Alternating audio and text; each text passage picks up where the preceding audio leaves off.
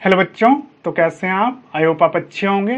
तो आज हम लोग class 11 chemistry chapter 1 some basic concept of chemistry का लेक्चर देखने वाले हैं और ये सेशन 2023-24 के लिए है। ठीक है, तो इसके हाइलाइट्स देख लेते हैं। आपको फुल नोट्स मिल जाएगा इस वीडियो में। ठीक है, इजी एक्सप्लेनेशन देखने को मिलेगा।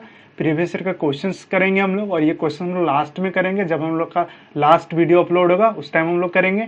ठीक है, उसके बाद important questions for every topic, मतलब प्रत्येक टॉपिक से जो भी क्वेश्चंस बनेंगे वो सारे क्वेश्चंस को हम लोग साथ ही साथ कवर करते हुए चलेंगे।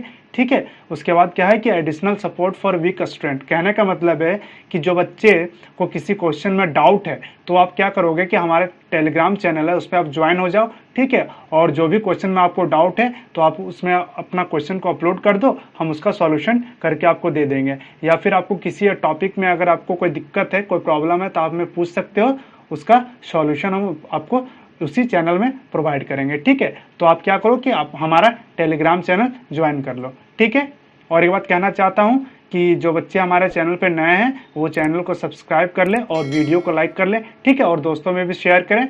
और एक बात है कि ये JAC board plus CBSE board दोनों के लिए इंपॉर्टेंट है, क्योंकि अभी दोनों का सिलेबस सेम हो गया है। ठीक है, क्योंकि जैक बोर्ड का एनसीईआरटी को फॉलो करता है और एनसीईआरटी का सिलेबस भी क्या किया गया है कि रिड्यूस कर दिया गया है। ठीक है, अब टोटल आपको 9 चैप्टर्स ही पढ़ने हैं इसमें। ठीक है, और एक बात कि जो बच्चे नीट और जेईई का प्रिपरेशन कर रहे हैं वो भी ये वीडियो को देख सकते हैं, क्योंकि बेसिक नॉलेज तो होना जरूरी है, तभी तो आपसे क्वेश्चन बनेगा। ठीक है, चलिए तो सबसे पहले क्या करते हैं हम लोग कि सिलेबस को देख लेते हैं, क्या है हमारा सिलेबस। ठीक है, चलें। क्या है हमारा, ये देखिए नया एनसीईआरटी का सिलेबस है हमारा। ठीक है, तो सबसे पहले आपको क्या करना है कि some basic concept of chemistry, सब पहला चैप्टर हमारा क्या है, some basic concept of chemistry है। दूसरा क्या हमारा, स्ट्रक्चर ऑफ एटम है। थर्ड में क्या है हमारा, classification of elements and periodicity in properties. ठीक है, इसमें हम लोग पीरियोडिक टेबल के बारे में समझेंगे, एलिमेंट्स के बारे में समझेंगे। ठीक है, उसके बाद है हमारा chemical bonding and molecular structure. ठीक है, उसके बाद थर्मोडायनेमिक्स है, फिर इक्विलिब्रियम है, फिर हमारा रेडॉक्स रिएक्शंस है, उसके बाद ऑर्गेनिक केमिस्ट्री को देखेंगे हम लोग, और फिर हाइड्रोकार्बन्स को देखेंगे हम लोग। ठीक है, तो ये आपके टोटल 9 चैप्टर्स हैं और यही इन्हीं को आपको पढ़ना है, क्योंकि जैक एनसीईआरटी को फॉलो करता है और एनसीईआरटी क्या किया है कि अपना सिलेबस को रिड्यूस कर दिया है। कहने का मतलब कि चैप्टर्स कुछ हटा दिए गए हैं इससे। ठीक है, तो आपको टोटल 9 चैप्टर्स ही कवर करने हैं। चलिए तो स्टार्ट करते हैं। आज हमारा पहला चैप्टर जो है some basic concept of chemistry, उसे देखते हैं हम लोग। ठीक है, चलिए तो देखिए क्या है हमारा chapter, some basic concept of chemistry. तो सबसे पहले हम लोग केमिस्ट्री के बारे में जानते हैं कि क्या होता है। ठीक है, चलो देखिए केमिस्ट्री क्या है डेफिनेशन इसका, the branch of science which deals with the study of molecular level of any substance. ठीक है, कोई भी सब्सटेंस का हम लोग क्या करेंगे कि मॉलिक्यूलर लेवल पे स्टडी करते हैं हम लोग, किसमें, केमिस्ट्री में। ठीक है, जैसे प्रॉपर्टीज हो गया, स्ट्रक्चर हो गया, रिएक्शन हो गया, मतलब कोई भी सब्सटेंस है तो उसका प्रॉपर्टी कैसा है, स्ट्रक्चर कैसा है, या फिर उसमें किस टाइप का रिएक्शन हो रहा है। ठीक है, उन सभी चीजों को कहाँ डिस्कस करते हैं हम लोग, केमिस्ट्री में। ठीक है, जैसे एग्जाम्पल के तौर पर क्या लिखा है कि रस्टिंग ऑफ आयरन, कि लोहे में जैसे जंग लग जाता है तो कैसे लगता है वो, है ना, तो उन सब चीजें को कौन बताता है, तो केमिस्ट्री बताता है ना। जैसे कॉमन साल्ट हो गया, कॉमन साल्ट क्या होता है फॉर्मूला, NaCl होता है ना, सोडियम क्लोराइड। तो ये क्या है, सोडियम और क्लोरीन का है ना, तो ये भी क्या है, केमिस्ट्री का ही टर्म है। ठीक है, वाटर हो गया, वाटर क्या होता है, H2O। तो क्या करें कि हम लोग कोई भी सब्सटेंस का मॉलिक्यूलर लेवल पे स्टडी कर रहे हैं हम लोग, तो उसी को क्या बोलते हैं हम लोग, केमिस्ट्री बोलते हैं। चलिए आगे चलते हैं हम लोग। अगला क्या है, ब्रांच ऑफ केमिस्ट्री। अब देखिए केमिस्ट्री के ब्रांच क्या क्या है। ठीक है, उन सब चीजों को देखते हैं हम लोग। जैसे पहला है आपका फिजिकल केमिस्ट्री, फिर है इनऑर्गेनिक केमिस्ट्री, फिर ऑर्गेनिक केमिस्ट्री, फिर है बायोकेमिस्ट्री, और फिर है एनालिटिकल केमिस्ट्री। ठीक है, तो इन 5 चीजों को कौन डिस्क्राइब करता है, केमिस्ट्री में। ठीक है, सब किसमें डिस्क्राइब होता है, केमिस्ट्री में। ठीक है, तो एक एक करके समझते हैं कि होता क्या क्या है ये। चलिए पहला हमारा फिजिकल केमिस्ट्री। फिजिकल केमिस्ट्री क्या बोल रहा है हमारा कि physical chemistry is the branch of chemistry that deals with the होगा यहाँ पे। ठीक है, with the study of the behaviour of matter at atomic and molecular level. कहने का मतलब है कि कोई भी सब्सटेंस है उसका क्या करेंगे, बिहेवियर को जानते हैं हम लोग। ठीक है, मैटर के बिहेवियर को जानते हैं, उसके एटॉमिक और मॉलिक्यूलर लेवल पे। कौन डिस्क्राइब करता है इसको, तो फिजिकल केमिस्ट्री डिस्क्राइब करता है इसको। ठीक है, चले आगे चलते हैं। हमारा क्या है, इनऑर्गेनिक केमिस्ट्री। देखिए इनऑर्गेनिक केमिस्ट्री में क्या होता है, डेफिनेशन देख लेते हैं। क्या बोल रहा है कि inorganic chemistry is the branch of chemistry that deals with the study of all the components other than carbon hydrogen bonds. ठीक है, are classified under inorganic chemistry. कहने का मतलब है कि कार्बन हाइड्रोजन बॉन्ड्स को छोड़ के, ठीक है, उनसे जो कंपाउंड्स बनते हैं उन सभी चीजों को छोड़ के हम लोग बाकी चीजों को कहाँ डिस्कस करते हैं, तो इनऑर्गेनिक केमिस्ट्री में डिस्कस करते हैं। ठीक है, इसका शॉर्ट डिफिनेशन क्या बोल सकते हो कि the compounds obtain from minerals are called inorganic chemistry. ठीक है, तो जो भी कंपाउंड्स है जो मिनरल्स के थ्रू एक्सट्रैक्ट किए जाते हैं, ठीक है, पाए जाते हैं, उनको क्या बोलते हैं, इनऑर्गेनिक केमिस्ट्री से हम लोग क्या करते हैं, उसको डिस्कस करते हैं उसमें। ठीक है, जैसे और हो गया, ठीक है, आयरन का और हो गया, उसका एल्यूमिनियम का और हो गया, इन सब चीजों को कहाँ देखते हैं हम लोग, इनऑर्गेनिक केमिस्ट्री में देखते हैं हम लोग। ठीक है, चलिए आगे चलते हैं।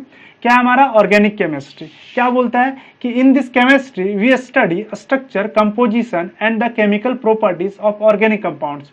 ऑर्गेनिक कंपाउंड्स का क्या करते हैं, स्ट्रक्चर देखते हैं, कंपोजिशन देखते हैं उसका, ठीक है, और केमिकल प्रॉपर्टीज देखते हैं, मतलब किस टाइप का रिएक्शन उसमें पॉसिबल है, हो रहा है। ठीक है, उन सभी चीजों को देखते हैं। ठीक है, जैसे कार्बन हाइड्रोजन बॉन्डेड कंपाउंड्स को मैनुअली है ये सब। ठीक है, और इसको क्या बोलते हैं हम लोग, ऑर्गेनिक केमिस्ट्री बोलते हैं। ठीक है, अगला हमारा क्या है, बायोकेमिस्ट्री। ठीक है, बायोकेमिस्ट्री में क्या करते हैं हम लोग, in this chemistry we study the structure and behaviour of components of cell, मतलब cell and the chemical process in living beings.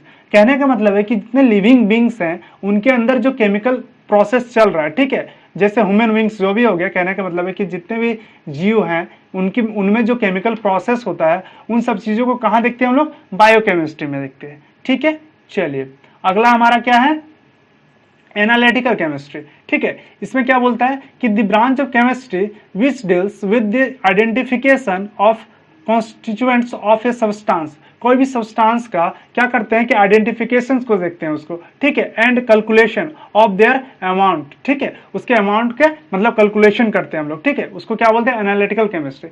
कहने का मतलब है कि कोई भी रिएक्शन अगर हो रहा है तो हम लोग लैब में क्या करते हैं, उसको प्रैक्टिकल करते हैं। तो प्रैक्टिकल कहां से करते हैं, एनालिटिकल केमिस्ट्री देता है ये सब चीजों को जानकारी। कौन देता है, एनालिटिकल केमिस्ट्री। ठीक है, कि रिएक्शन अगर हो रहा है तो कैसे चल रहा है रिएक्शन, कितना अमाउंट में प्रोडक्ट बन रहा है हमारा, कितना अमाउंट का हमारा रिएक्टेंट था और कितना बना प्रोडक्ट, वो सब चीजों को कहां देखते हैं हम लोग, लैब में देखते हैं, है ना। और उसको क्या कौन स्टडी करता है, तो एनालिटिकल केमिस्ट्री में करते हैं हम लोग। ठीक है, चले आगे चलते हैं हम लोग अब। देखिए इंपॉर्टेंस ऑफ केमिस्ट्री, इसके बारे में थोड़ा डिस्कस कर लेते हैं हम लोग। ठीक है, क्या होता है कि chemistry is very important in our daily life. ठीक है, because everything we see that made up of chemical compound. तो सब क्या किससे बने, केमिकल कंपाउंड से ही बने, है ना। जैसे एटम और मॉलिक्यूल्स हो गया हमारे, ठीक है, तो ये हो गया। जैसे एग्जांपल के तौर पर समझो, paper, pen, chair, water, salt, sugar, जो भी एग्जांपल, जो भी आपके चारों तरफ दिख रहा है उस क्या है, सब इंपॉर्टेंट है हमारे लिए। देखिए साल्ट हमारे लिए इंपॉर्टेंट है ना, चेयर भी तो इंपॉर्टेंट है ना बैठने के लिए हमें, पेन, पेपर सब इंपॉर्टेंट है हमारे लिए। और क्या है कि इसके इंपॉर्टेंस है ये। ठीक है, चलिए अब क्या करते हैं हम लोग, आगे चलते हैं। शॉर्ट से डिफिनेशन है, ठीक है, आपको दिक्कत नहीं होगा समझने में। चलिए आगे चलते हैं। अब मेन टॉपिक स्टार्ट होता है हमारा, जहां से हम लोग को पढ़ाई स्टार्ट करना है। ठीक है, जैसे हमारा पहला नेचर ऑफ मैटर, मैटर के नेचर के बारे में हम लोग समझेंगे सबसे पहले। ठीक है, क्या होता है कि everything that has mass and occupied space are called matter. कोई भी चीज हो, ठीक है, जो जिसका एक मास हो और वो स्पेस को ऑक्युपाई कर रहा हो, ठीक है, एक स्पेस ऑक्युपाई कर रहा हो, तो उसको क्या बोलते हैं हम लोग, मैटर बोलते हैं। कोई भी चीज हो, टेबल, चेयर, कुर्सी, कुछ भी ले लेते हैं हम लोग, तो क्या होता है, एक जगह को घेरता है ना, वो वही चीज है, उसका एक वेट भी होता है ना। तो क्या होता है ये मैटर, जिसको इसके नेचर है। ठीक है, मैटर का क्या नेचर होता है ये। ठीक है, एग्जाम्पल के तौर पर क्या है हमारा, for example book, pen, table, उसके बाद ग्लास हो गया, साल्ट हो गया, आयरन रॉड हो गया, वाटर हो गया, ऑयल हो गया, इट जो भी चीज आप ले सकते हो एग्जाम्पल के तौर पर। ठीक है, सब क्या मैटर ही है। चलो आगे चलते हैं अब हम लोग टाइप ऑफ मैटर देखते हैं सबसे पहले। ठीक है, देखिए क्या होता है मैटर है, इसको हम लोग कैसे क्लासिफाई किए हैं, तो पहला हमारा फिजिकल क्लासिफिकेशन और दूसरा इधर है केमिकल क्लासिफिकेशन। ठीक है, दोनों को देखेंगे क्या करके। पहले देखो फिजिकल क्लासिफिकेशन हम लोग लिक्विड, सॉलिड और गैस के बारे में जानेंगे। ठीक है, उसके बाद केमिकल क्लासिफिकेशन में क्या जानते हैं, पहले प्योर सब्सटेंस और मिक्सचर के बारे में। ठीक है, और फिर प्योर सब्सटेंस में हम लोग एलिमेंट्स के बारे में जानेंगे और कंपाउंड्स के बारे में जानेंगे। ठीक है, और मिक्सचर में हम लोग क्या जानते हैं, होमोजेनियस मिक्सचर और हेट्रोजेनियस मिक्सचर के बारे में जानते हैं। ठीक है, और कंपाउंड्स में भी होता है इनऑर्गेनिक कंपाउंड्स और ऑर्गेनिक कंपाउंड्स। ठीक है, तो इनको हम पढ़ते हुए चलेंगे, तो उसके समय डिस्कस हो जाएगा, कोई दिक्कत नहीं है अभी। ठीक है, चलो आगे चलते हैं हम लोग अब। तो सबसे पहले जानते हैं फिजिकल क्लासिफिकेशन ऑफ मैटर के बारे में, ठीक है, उसके बाद केमिकल का देखेंगे हम लोग। तो सबसे पहले फिजिकल का देखते हैं, क्या बोल रहा है कि matter can exist in 3 physical states, solid, liquid, gas, ये तो सब जानते हैं, ठीक है। मैटर का जो फिजिकल स्टेट होता है वो कौन सा होता है, सॉलिड, लिक्विड और गैस में होता है ना। सॉलिड का डेफिनेशन क्या है भाई, ये सब्सटेंस हैविंग डेफिनिट वॉल्यूम, ठीक है, and a definite shape is called solid. मतलब सॉलिड है, कोई भी सॉलिड है उसका क्या होगा, एक डेफिनेट वॉल्यूम होगा, है ना, और एक डेफिनेट शेप भी होगा, ठीक है। मास के बारे में नहीं लिखे क्योंकि मास तो सबका होता है, ठीक है, तो वो जो कॉमन फैक्टर है उनको देखते हैं हम लोग। तो क्या होता है कि ये डेफिनेट वॉल्यूम होता है इसका और डेफिनेट शेप भी होता है, ठीक है। अगर ये एक मान के चलो कि एक क्यूब है तो क्या होगा, एक क्यूब ही है ना, इसका शेप को हम लोग बदल तो नहीं सकते ना, क्योंकि सॉलिड है, सॉलिड के शेप को तो हम लोग बदल नहीं सकते, वही चीज है, ठीक है। दबाएंगे क्या दबेगा, नहीं दबेगा, वही चीज है। चलो एग्जाम्पल के तौर पर आयरन रॉड हो गया, चेयर हो गया, टेबल हो गया, हाउस हो गया, इटी से कुछ भी ले लो आप, सॉलिड में जो भी चीजें हैं वो किसके एग्जाम्पल है, सॉलिड का है, ठीक है। अब लिक्विड के बारे में जानते हैं, क्या है, a substance having definite volume but not definite shape is called liquid. कहने का मतलब है कि लिक्विड क्या होता है कि उसका डेफिनेट वॉल्यूम तो होता है बट उसका जो शेप होता है वो डेफिनेट नहीं होता। कहने का मतलब है कि आपके पास एक बॉटल है, ठीक है, आपने एक बॉटल में, कहने में एक ग्लास है, उसमें आपने वाटर को डाला तो ग्लास का शेप का हो गया। आप एक बर्तन ले लो, अब इसमें आपने वाटर को डाला तो क्या होगा, ये बर्तन का शेप ले लेगा। कहने का मतलब है कि हमारा वॉल्यूम तो है, ठीक है, वॉल्यूम तो सेम रहेगा, है ना, और बट उसका जो शेप होगा वो क्या होगा, डिफरेंट हो जाएगा, जिस चीज में आप रखोगे उस टाइप का हो जाएगा, ठीक है। अगर ये ग्लास में पानी भरा हुआ है, इसको हम लोग जमीन पे ऐसे गिरा देते हैं तो क्या होता है, वो क्या होता है कि सरफेस पे फैल जाता है ना। तो क्या हो रहा है कि उसका शेप क्या है, फिक्स नहीं है ना, बट वॉल्यूम तो है उसका, वही चीज है। इसके एग्जाम्पल जैसे वाटर हो गया, मिल्क हो गया, ऑयल हो गया, अल्कोहल हो गया, मरकरी। मरकरी क्या है भाई, Hg, है ना, Hg होता है। ये क्या होता है, सॉलिड है, बट ये सॉलिड, ये मेटल होता है, सॉरी क्या होता है, मेटल होता है, और ये लिक्विड फेज में होता है, ठीक है। एक मात्र ऐसा मेटल है जो लिक्विड फेज में होता है एट ए रूम टेम्परेचर, ठीक है। चलो आगे चलते हैं हम लोग। अब क्या है, गैस, ठीक है। ये substance having not definite volume and not a definite shape is called gas. Gas क्या होता है कि ना ही उसका वॉल्यूम डेफिनेट होता है और ना ही उसका शेप फिक्स्ड होता है ना, ना ही वॉल्यूम फिक्स होता है ना ही शेप उसका फिक्स होता है। कहने का मतलब है कि कोई गुब्बारा है, उसमें आपने हवा भर दिया है, ठीक है, तो क्या होगा कि अगर आप इसको दबाओगे तो क्या होगा, दबेगा, है ना, और दबेगा तो इसका क्या होगा, शेप चेंज होगा, है ना।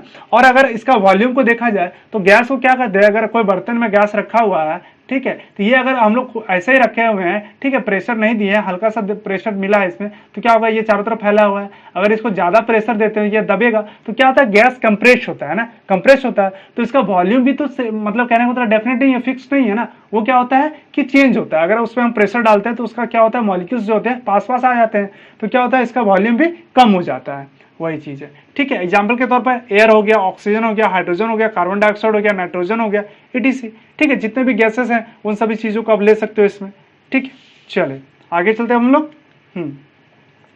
क्या है, पार्टिकल नेचर ऑफ मैटर। अब इसके पार्टिकल नेचर को समझते हैं मैटर का, ठीक है। हम लोगों ने तो ये देख लिया सॉलिड, लिक्विड, गैस है, क्या होता है नहीं होता है, ठीक है। इसके पार्टिकल नेचर को समझो।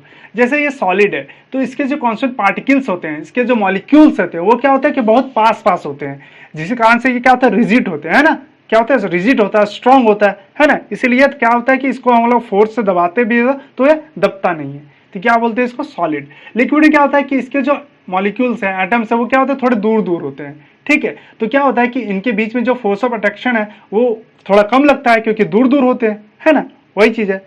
और अगला क्या हमारा गैस है। गैस में क्या होता है कि इसके मॉलिक्यूल थोड़ा ज्यादा दूर दूर होते हैं, ठीक है, इसीलिए इसको हम लोग कंप्रेस करते हैं, यहां से इसको हम लोग कंप्रेस करेंगे तो क्या होगा, ये दबेगा, है ना, दबेगा तो इसका वॉल्यूम भी मतलब चेंज होगा, है ना, और शेप तो चेंज हो ही रहा है इसका, वही चीज है, ठीक है। चलो आगे चलते हैं हम लोग। अब क्या है, these three states are interconvertible by changing the condition of temperature and pressure as follows। जैसे मान के चलते हैं कि आपका लिक्विड है, सॉलिड है, गैस है, ठीक है, तो क्या हो रहा है कि प्रेशर और टेम्परेचर के चेंज होने पे क्या हो रहा है कि वो चेंज हो रहा है ना, वही चीज देख रहे हैं हम लोग। जैसे मान के चलो ये लिक्विड है, अब आपको सॉलिड गैस से लिक्विड में जाना है तो क्या करेंगे, उसको वेपराइज कर देंगे, उसको गर्म कर देंगे, तो क्या हो जाएगा कि गैस से हम लिक्विड में पहुंच जाएंगे, है ना। और अगर लिक्विड से आपको गैस में आना है तो उसको कंडेंसेशन कर देते हैं हम लोग। क्या बोलते हैं उस प्रोसेस को, कंडेंसेशन प्रोसेस बोलते हैं। गैस से लिक्विड में जाता है उसको वेपराइजेशन बोलते हैं, और लिक्विड से गैस में आता है उसको क्या बोलते हैं, कंडेंसेशन बोलते हैं। ठीक है, वही चीज है। ठीक है, आगे चलते हैं।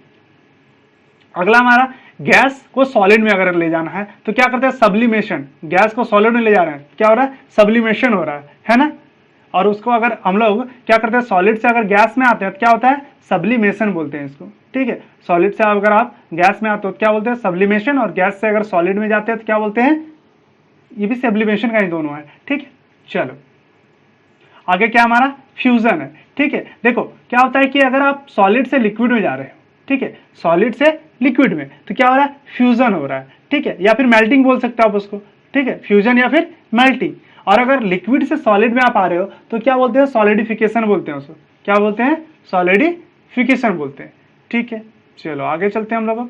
जैसे लिक्विड है, ठीक है, इसको हीट करते हैं, हीट दो, यहाँ पे हीट देते हैं, इधर नीचे क्या हो रहा है, कूल हो रहा है। देखो सॉलिड से लिक्विड में जाना है तो क्या करेंगे, उसको हीट करेंगे तो क्या होगा, पिघल के लिक्विड में कन्वर्ट हो जाएगा, और लिक्विड को और हीट करेंगे तो उस गैस में कन्वर्ट हो जाएगा, है ना, वही चीज है। ठीक है, और अगर गैस से अगर आपको लिक्विड में आना है तो आपको उसको कूल कर दीजिए तो गैस से आप लिक्विड में चले जाएंगे, और लिक्विड से सॉलिड में जाना है तो फिर से उसको कूल कर दीजिए तो क्या हो जाएगा, आपका सॉलिड में चला जाएगा, है ना। जैसे आइस होता है, आइस हमारा क्या, बर्फ सॉलिड में होता है, उसको क्या करेंगे, गर्म करेंगे तो लिक्विड में आ जाएगा, है ना, लिक्विड में आ जाएगा ना, और इसको फिर से गर्म करेंगे तो क्या हो जाएगा, ये गैस में कन्वर्ट हो जाएगा। वही चीज दिया हुआ है। ठीक है, बेस्ट एग्जांपल है कि जो हमारा वाटर है उसका क्या होता है कि वो तीनों फेज में पाया जाता है ना, गैस में भी और लिक्विड में भी और सॉलिड में भी। ठीक है, चलो आगे चलते हैं। अगला हमारा केमिकल क्लासिफिकेशन ऑफ मैटर। देखिए क्या बोल रहा है कि matter can be classified as mixture और प्योर सब्सटेंस। पीछे देखे थे हम लोग, तो पहला क्या हमारा मिक्सचर और दूसरा प्योर सब्सटेंस। तो एक करके समझते हैं हम लोग।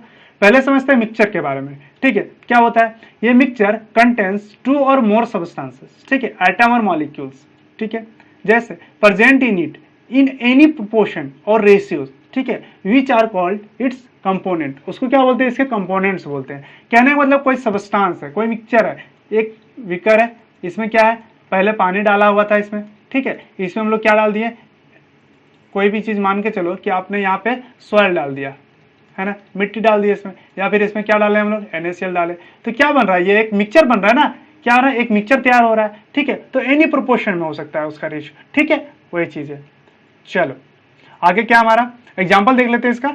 शुगर इन वाटर, आप क्या करोगे, चीनी को पानी मिलाते हैं, है ना, तो वो क्या एक मिक्सचर तैयार हुआ। फिर क्या होता है, साल्ट इन वाटर, ठीक है, नमक को हम लोग पानी में डालते हैं तो वो एक मिक्सचर तैयार हुआ। ब्रास, जैसे सॉलिड में, कहने का मतलब ब्रास हो गया हमारा, क्या होता है कि N alloy of copper and zinc, copper and zinc का एलॉय होता है, ठीक है, ब्रास, उसको क्या बोलते हैं हम लोग, ब्रास बोलते हैं। ठीक है, उसके बाद क्या, सॉफ्ट ड्रिंक हो गया हमारा, जिसमें हमारा CO2 मिला हुआ होता है ना, कोल्ड ड्रिंक जितने भी पीते हैं हम लोग, वो लिक्विड है, उसमें क्या होता है, गैस मिला हुआ होता है, CO2 कार्बन डाइऑक्साइड, है ना, वो चीज हो गया। सॉयल हो गया हमारा, ETC, ये सब क्या है, मिक्सचर्स हैं इसके। ठीक है, चलो अब क्या है, मिक्सचर आर ऑफ 2 टाइप्स। ये कितने प्रकार के होते हैं, 2 प्रकार के होते हैं। मिक्सचर कितने प्रकार के होते हैं, 2 प्रकार के होते हैं। कौन से, एक होमोजीनियस मिक्सचर और एक होता है हेट्रोजीनियस मिक्सचर। ठीक है, अब दोनों को समझते हैं एक करके। चलो पहला हमारा है होमोजीनियस मिक्सचर। ठीक है, तो देखिए क्या बोल रहा है कि in homogeneous mixture the components completely mixed with each other. कहने का मतलब है कि होमोजीनियस मिक्सचर में जो भी कंपोनेंट्स हैं वो क्या होते हैं कि कंप्लीटली मिक्स्ड हो जाते हैं उसमें each other, and its composition is uniform through out. कहने का मतलब यूनिफॉर्म हो जाता है। ठीक है, जैसे मान के चलो कि आपके पास ये क्या है, वाटर है, पहले से आपने यहाँ पे क्या डाला, NaCl, नमक डाला, तो क्या होता है कि पानी में पूरा घुल जाता है ना, नमक क्या होता है, पानी में पूरा घुल जाता है। देखो पहले नमक सॉलिड फेज में था, है ना, नमक का क्या था, क्रिस्टल टाइप में था वो। ठीक है, पानी मिला तो पूरी तरह से घुल गया उसमें और एक फेज बन गया, है ना, मतलब पूरे पानी में एक ही फेज दिख रहा है ना, मल्टी फेज तो नहीं दिख रहा है उसमें, है ना, पूरा नमक क्या हुआ उसमें घुल गया। वही लिखा है that is it consist of any क्या बोला है, एनी वन फेज, मतलब एक ही फेज में कन्वर्ट हो जाएगा, या तो सॉलिड में हो जाएगा। कहने का मतलब है कि थोड़ा नमक ज्यादा है उसमें थोड़ा सा पानी डाले तो क्या होगा, नमक मिल गया वो, तो भी क्या होगा, एक तरह से होमोजेनियस मिक्सचर है क्योंकि उसमें मिल जा रहा, और वो सॉलिड फेज में ही रहेगा क्योंकि नमक ज्यादा है, पानी उसमें डाले, पानी सोख लिया नमक, तो भाई नमक सोखा पानी तो भी तो एक सॉल्यूशन, मतलब कहने का मतलब मिक्सचर ही तैयार हुआ ना, पानी सोखा है उसमें, वही चीज। ठीक है, तो इसको क्या बोलते हैं हम लोग, और ये एक फेज में हो जाता है, कहने का मतलब एक ही फेज देता है। पर नमक को आप डालोगे पानी में तो क्या होगा, पूरी तरह से क्या होता है कि नमक उसमें घुल जाता है और एक फेज हमको मिलता है ना। चलो क्या बोला, एग्जांपल क्या है इसका, sugar solution, salt solution, air, etc, this type of mixture is called solution, और इस टाइप के मिक्सचर को क्या बोलते हैं हम लोग, सॉल्यूशन बोलते हैं। ठीक है, चलो आगे चलते हैं अब हम लोग।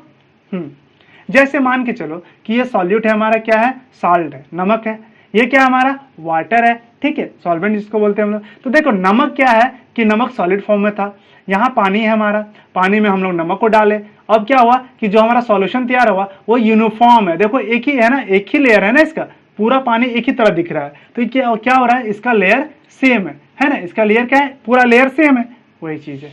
ठीक है, इसको क्या बोलते हैं हम लोग, सॉल्यूशन बोलते हैं। ठीक है, और ये होमोजीनियस मिक्सचर होता है। चलो आगे चलते हैं हम लोग। अब हम लोग हेट्रोजीनियस मिक्सचर के बारे में जानते हैं। ठीक है, तो क्या है, in heterogeneous mixture the composition is not uniform throughout, ठीक है, and sometimes the different phase can be observe. तो हमें क्या होता है, कुछ समय बाद मान के चलो कि आप मिट्टी को पानी में डालो, ठीक है, उसको चला दिए हम लोग, घुमा दिए, तो क्या होता है कि कुछ टाइम तक लगता है कि घुल गया है, बट बाद में क्या होता है कि फिर से वो सरफेस पे बैठ जाता है ना, मिट्टी क्या होता है कि पानी के सरफेस पे बैठ जाता है ना, तो घुलता है उसमें, नहीं घुलता है, उसमें क्या हो रहा है कि मल्टी लेयर तैयार हो रहा है। कहने का मतलब है कि उसमें क्या हो रहा है कि ये पानी था हमारा, ठीक है, इसमें आपने क्या डाला, मिट्टी डाला, ठीक है, सॉइल डाल देते हैं इसमें, तो क्या हो रहा है हमारा कि इसमें डाल लेते हैं तो कुछ समय के लिए तो घुला हुआ दिखता है, लेकिन बाद में क्या होता है कि इसके सरफेस पे क्या होता है, सारा मिट्टी आके बैठ जाता है ना। तो इसमें क्या हो रहा है कि दो लेयर दिख रहा है हमारा, एक मिट्टी का लेयर और एक हमारा पानी का लेयर, है ना। तो इसमें क्या हो रहा है कि मल्टी लेयर तैयार हो रहा है, वही चीज है। ठीक है, देखो एग्जाम्पल को समझते हैं। जैसे एक बीकर है, इसमें तो क्या है, सैंड पार्टिकल्स है हमारा, ठीक है, उसके बाद क्या हमारा वाटर है, फिर ऑयल है। तो देखो पानी में आप अगर मिट्टी को डाले हैं या फिर बालू कुछ भी और डाले हैं तो क्या होता है कि वो क्या होता है, बैठ जाते हैं सरफेस में, है ना। और क्या होता है कि पानी और ऑयल क्या होता है हमारा, सरफेस पे तैरते रहता है। क्यों भाई, क्योंकि पानी से ऑयल का डेंसिटी क्या होता है, कम होता है, इसीलिए क्या होता है, सरफेस पे तैरते रहता है, और ये पानी में मिलता नहीं है, इसीलिए क्या किसके कैटेगरी में आएगा, ये हेट्रोजीनियस मिक्सचर की कैटेगरी में आएगा। ठीक है, एग्जाम्पल क्या है हमारा, देखो soil in water, sand in water, oil in water, etc, ये सब चीजें क्या है, किसके एग्जाम्पल है, हेट्रोजीनियस के एग्जाम्पल है। ठीक है, हेट्रोजीनियस मिक्सचर का। ठीक है, चलो आगे चलते हैं हम लोग। अब क्या समझते हैं, प्योर सब्सटेंस के बारे में जानते हैं हम लोग, उनके बारे में तो समझ गए मिक्सचर के बारे में, और प्योर सब्सटेंस के बारे में समझते हैं। क्या है, ये material containing only one substance is called pure substance. कहने का मतलब है कि ऐसा मटेरियल जिसमें एक ही सब्सटेंस हो, ठीक है, उसको क्या बोलेंगे लोग, प्योर सब्सटेंस बोलेंगे, ये चीज है। ठीक है, फिर क्या है, pure substance can be classified as two types. इसको हम लोग दो भागों में बांट सकते हैं, दो तरह से इसको समझ सकते हैं। ठीक है, पहला एलिमेंट हो गया और दूसरा कंपाउंड्स हो गया। ठीक है, तो एक करके समझते हैं। सबसे पहले हम एलिमेंट समझते हैं क्या होता है। दो substance which contains only one kind of particles are called element. उसमें क्या होगा, एक ही प्रकार के पार्टिकल्स होंगे, तो उसको क्या बोलते हैं हम लोग, एलिमेंट्स बोलते हैं। ठीक है, चलो जैसे मान के चलो कि लोहा है, आयरन है हमारा, तो उसमें सिर्फ क्या है, आयरन ही है ना, सिर्फ क्या है, सिर्फ उसमें आयरन नहीं है। ठीक है, तो एक ही टाइप के पार्टिकल्स है ना इसमें, इसीलिए क्या बोलते हैं इसको हम लोग एलिमेंट्स बोलते हैं। ठीक है, जैसे एग्जांपल के तौर पर हाइड्रोजन हो गया आपका, तो उसके बाद ऑक्सीजन हो गया आपका, फिर आयरन हो गया आपका, ईटीसी, जो भी चीजें ले लेते हो आप। ठीक है, उन सब चीजों की क्या है, किसके एग्जांपल से, ये एलिमेंट से एग्जांपल है। ठीक है, देखो element are divided into three classes, इसको तीन भागों में बांटा गया है। ठीक है, मेटल्स, नॉन मेटल, मेटलॉइड्स। ठीक है, इनको कितने भाग बांटा गया है, तीन भागों में। ठीक है, जब हम लोग पीरियोडिक टेबल देखेंगे तो इनके बारे में भी पूरी तरह से डिस्कस करेंगे हम लोग। ठीक है, अभी ऐसे समझ लेते हैं कितने भाग में बांटा गया है, तीन भागों में। कौन सा, मेटल, नॉन मेटल और मेटलॉइड। ठीक है, चलो आगे चलते हैं हम लोग। आगे क्या हमारा, कंपाउंड के बारे में जानते हैं। अब कंपाउंड होता क्या है, ठीक है, इसके बारे में समझते हैं। क्या है ये प्योर सब्सटेंस कंटेनिंग टू और मोर एलिमेंट्स, है ना, कंबाइंड टुगेदर, है ना, in a definite proportion by mass and the properties of the compound is completely different from those of its constituent elements are called compound बोलते हैं उसको, ठीक है। तो उसको क्या बोलते हैं, कंपाउंड बोलते हैं। अब बोल क्या रहा भाई कि देखिए वैसा सब्सटेंस जिसमें दो या दो से अधिक एलिमेंट्स हो, ठीक है, और उनका जो प्रोपोर्शन हो वो क्या हो, डेफिनिट हो, ठीक है, डेफिनिट प्रोपोर्शन में। कहने का मतलब वाटर है, H2 है, तो इसका कौन सा रेशियो चल रहा है इसमें, 2:1 का रेशियो चल रहा है, मतलब उसका रेशियो हमेशा क्या हो, सेम हो, ठीक है, डेफिनिट हो, वही चीज बता रहा है, ठीक है। और क्या बोला है कि and the properties of the compound is completely different from those of its constant elements. कहने का मतलब है कि जो उसके रिएक्टेंट थे, पहले जो उसका जो रिएक्टेंट था, जो मिला वो रिएक्शन किया एक दूसरे से, उसके बाद जो हमारा प्रोडक्ट मिला वो क्या होगा कि रिएक्टेंट से पूरी तरह से डिफरेंट होगा। क्या होगा, पूरी तरह से डिफरेंट होगा। कहने का मतलब एग्जांपल के तौर पर आप ले सकते हो कि जैसे वाटर बना, तो कैसे बना, हाइड्रोजन प्लस ऑक्सीजन मिलके क्या बना भाई, वाटर बना, है ना, वाटर बन गया ना हमारा, यहाँ आप हो जाएगा, एक ही ऑक्सीजन यूज हुआ है ना, तो ये हो गया हमारा। तो देखिए वाटर बन रहा है हमारा। अब समझो कि हाइड्रोजन क्या होता है कि ज्वलनशील होता है, कहना होता है जलता है, ठीक है, बट ऑक्सीजन क्या करता है, उसमें मदद करता है ना उसको जलने में, और ज्यादा क्या करता है, मदद करता है। बट वाटर क्या करता है कि उसको आग को बुझाने में काम करता है, ये आग लगाने में काम करता है, ये उसका सहायक होता है ना, बट वाटर क्या करता है, आग को बुझाने में काम करता है। तो देखो इसका जो प्रॉपर्टी है इन दोनों की प्रॉपर्टी से बिल्कुल डिफरेंट है ना, पूरी तरह से क्या अलग है, वही चीज बोला गया है इसमें, ठीक है, कि क्या होगा कि उसका जो प्रोडक्ट होगा उसका रिएक्टेंट से एकदम डिफरेंट प्रॉपर्टी होगा उसका, ठीक है, वही चीज है। नोट करके लिखा हुआ है कि we can not separate this substance in physical methods. Physical methods का यूज करके हम लोग इसको अलग नहीं कर सकते। अब पानी को फिजिकल मेथड से क्या अलग कर सकते हो, हाइड्रोजन ऑक्सीजन में नहीं कर सकते हो, वैसे they can be separated by chemical methods. इसको केमिकल मेथड से हम लोग सेपरेट करते हैं, ठीक है। एग्जाम्पल के तौर पर क्या है, हमारा वाटर हो गया, उसके बाद क्या हो गया, CO2 हो गया, ETC, ये सब क्या है, किसके एग्जाम्पल्स है, कंपाउंड्स के एग्जाम्पल है, ठीक है। चलो आगे चलते हैं अब हम लोग। आगे क्या है, properties of matter and there measurement. अब क्या करते हैं कि मैटर के प्रॉपर्टीज के बारे में थोड़ा बहुत समझ लेते हैं और मेजरमेंट कहने वाले यूनिट्स के बारे में जानते हैं। ये बहुत इंपॉर्टेंट है यूनिट्स, ठीक है, क्योंकि अगर यूनिट्स नहीं समझ में आएगा तो आपको न्यूमेरिकल्स आपसे नहीं बनेगा, ठीक है, तो क्या होगा, क्वेश्चंस आपसे छूटेगा, ठीक है। तो आप इसको अच्छे से समझो, ठीक है। पहले क्या है, फिजिकल प्रॉपर्टीज। तो फिजिकल प्रॉपर्टीज क्या होता है भाई, तो physical properties are those properties which can be measured or observe without changing the identity or the composition of the substance. मतलब कोई भी सब्सटेंस है उसका क्या करते हैं कि उसकी जो प्रॉपर्टीज है उसको बिना छेड़े, कहने का मतलब बिना छेड़े, उसके आइडेंटिटी को छेड़े, उससे हम लोग क्या करते हैं, स्टडी करते हैं उसके बारे में। जैसे एग्जांपल के तौर समझते हैं कि क्या बोला गया, some example of physical properties are, colour हो गया, उसके कलर को हम लोग देख के पता कर लेते हैं ना कि क्या ऑर्डर हो गया, उसको सुन के पता करते हैं अच्छा इसका ऐसा स्मेल है, तो क्या हो, ये फिजिकल प्रॉपर्टीज के मैटर है, ठीक है, उसके उसमें आता है, ठीक है। जैसे मेल्टिंग पॉइंट हो गया, बॉइलिंग पॉइंट हो गया, डेंसिटी हो गया, ये सब किसमें स्टडी करते हैं हम लोग, फिजिकल प्रॉपर्टीज में देखते हैं इसको, ठीक है। अगला क्या हमारा, केमिकल प्रॉपर्टीज। तो क्या होता है कि chemical properties are those property in which chemical change in the substance take place. कहने का मतलब है कि कोई भी सब्सटेंस है उसमें जो केमिकल चेंजेस हो रहा है, ठीक है, उसको कहाँ स्टडी करते हैं हम लोग, केमिकल प्रॉपर्टीज में, ठीक है। जैसे एग्जांपल के तौर समझो, iron react with oxygen in presence of water and form rust. कहने को वही चीज बताया, पहले ही बताया कि लोहा ऑक्सीजन के साथ रिएक्ट करते हैं, किसके प्रेजेंस में, वाटर के प्रेजेंस में, और क्या करता है, जंग लग जाता है ना, उसमें जंग लग जाता है उसमें, वही चीज ड्यू टू ऑक्सीडेशन। किसके कारण से होता है, ऑक्सीडेशन के कारण से होता है ये चीज, ठीक है। आगे हम लोग ऑर्गेनिक में पढ़ेंगे इसको, ठीक है।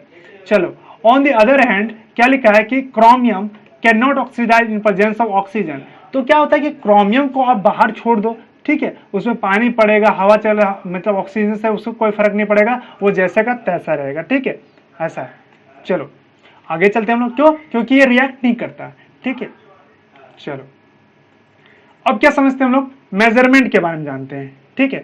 तो जैसे पहला है फिजिकल क्वांटिटी के बारे में समझते हैं हम लोग पहले, क्या है, the value of physical quantity is always expressed in two parts. इसको हमेशा दो पार्ट से एक्सप्रेस करते हैं, पहला न्यूमेरिकल वैल्यू एंड दूसरा क्या है, यूनिट, ठीक है। अब समझो फॉर एग्जांपल मान के चलो कि वी हैव अ बॉक्स, हमारे पास एक बॉक्स है एंड उसका वेट क्या है हमारा 57 100 ग्राम, ठीक है, 5700 ग्राम है, ठीक है, या फिर बोल सकते हो 5.7 kg, है ना, इतना हमारा। तो क्या हुआ कि दिस सिंपल न्यूमेरिकल क्या है, इसका फिगर क्या है, इसका 5700 है, 5700 है ना। तो इससे कुछ पता चल रहा है कि ये क्या बताना चाह रहा है। कहने का मतलब है कि अगर 5700 सिर्फ दिया हुआ है तो हम लोग क्या समझेंगे, इसका वेट है या फिर इसका लेंथ है, क्या होगा। तो क्या होता है कि बिना इसके यूनिट का हम लोग इसका क्या हो रहा है कि इसको स्टडी मतलब मीनिंगफुल इंफॉर्मेशन नहीं दे रहा ना। वही चीज लिखा है कि does not give any meaningful information.